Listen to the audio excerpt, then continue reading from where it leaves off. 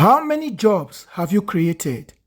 Julius Malema confronts rising xenophobia in South Africa. Nothing I do. What I do, man? What I do, man? Nothing I do. Nothing I do.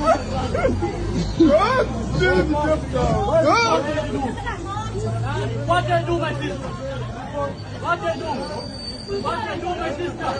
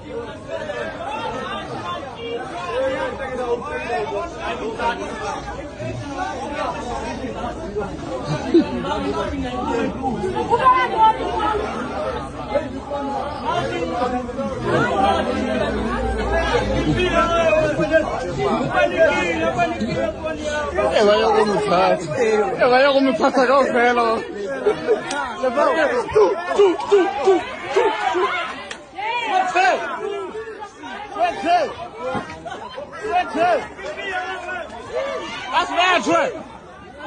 So bad track. Bad track. Why trouble? Trouble there, no.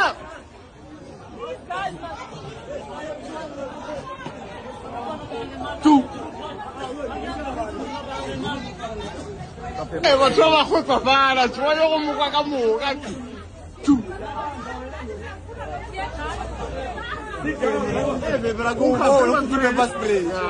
South Africa is once again standing at a dangerous crossroads, one where economic frustration, fear and simmering anger are beginning to spill over into something far more volatile: xenophobia.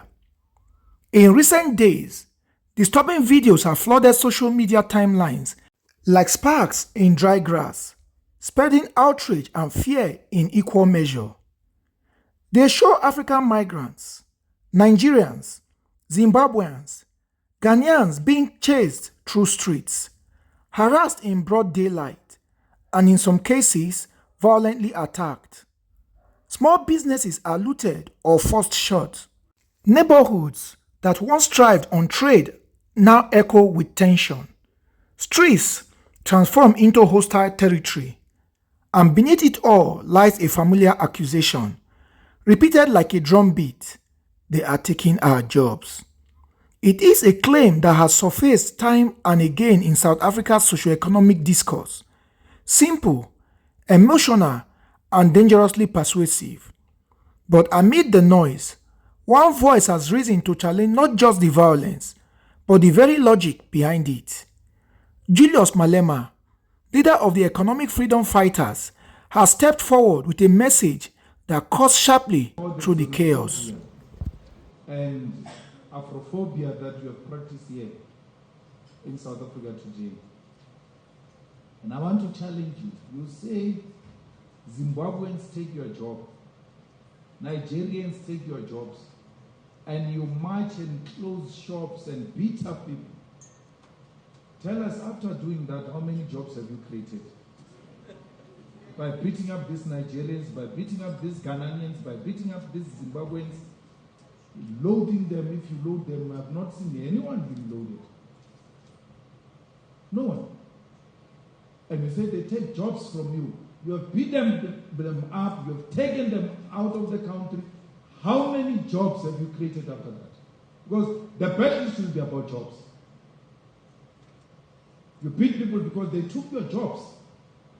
They run away. You close a shop that hires 5 people and say they take our jobs. After closing that jobs, how many jobs have you created? Unskilled men with no skill, none whatsoever. Say somebody took their job. The only skill they know is to drink impesu and all of that nonsense and want to pretend like they are revolutionary as it were.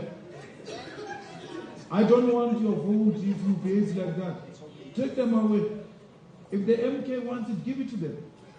I don't want the votes that says to me, I must hate Africans for you to vote for me.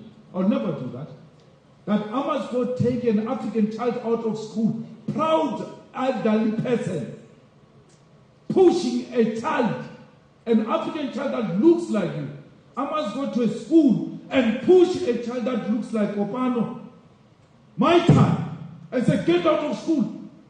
The same way apartheid did, and push Lindiwe Zulu out of school, Lindiwe Zulu out of school, and saying, you are not worth of education. I must repeat that.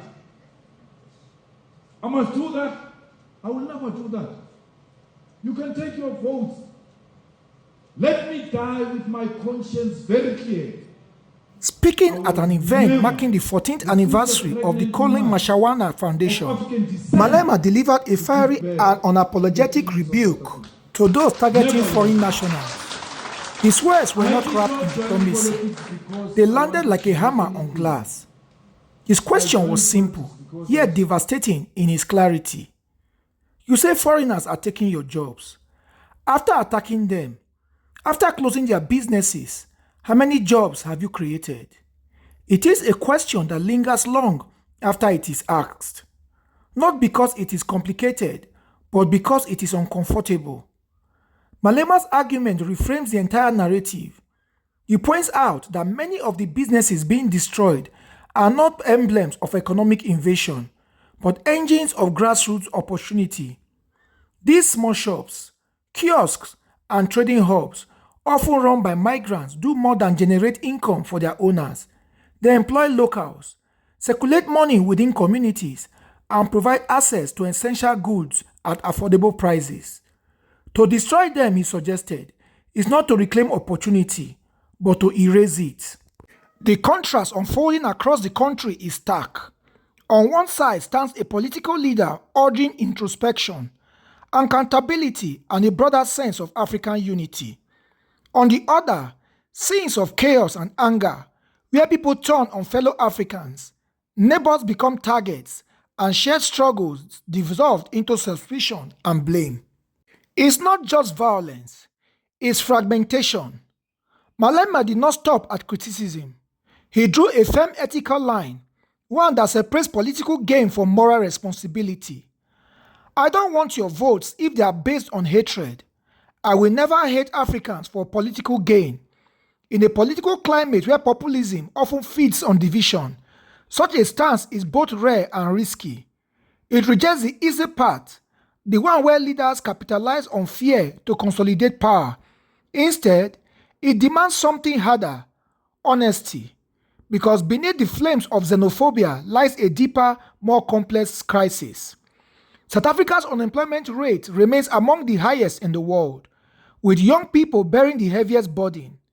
For many, opportunities feel distant, almost mythical. In such an environment, frustration does not remain abstract. It seeks a face, a name, a target. Foreign nationals, particularly those active in informal sectors, become visible symbols of perceived competition.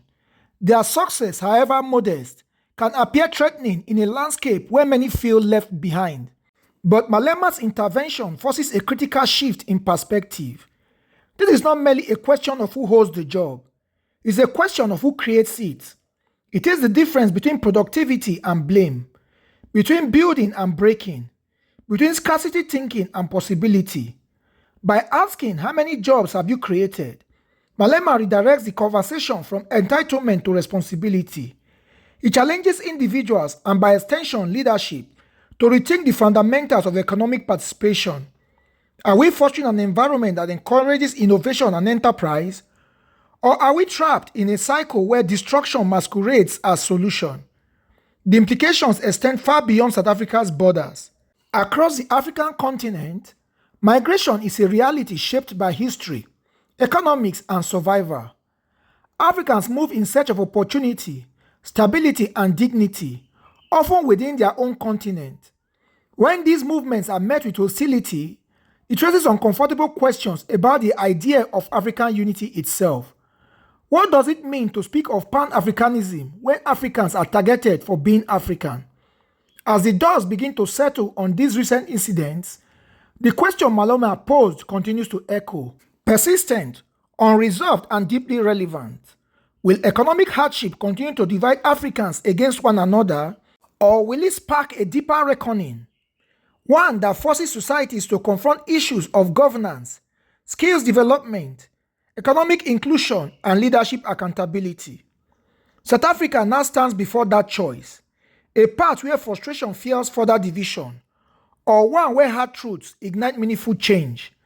Malema has in his own way thrown down the gauntlet, not just to those carrying out the attacks, but to the nation itself. A challenge wrapped in a question, sharp, uncomfortable, necessary. How many jobs have you created? If you found this analysis insightful, don't forget to subscribe, comment, like, and share this video. And also don't forget to put on your notification so that you will be aware when we post a new video. Thanks for watching.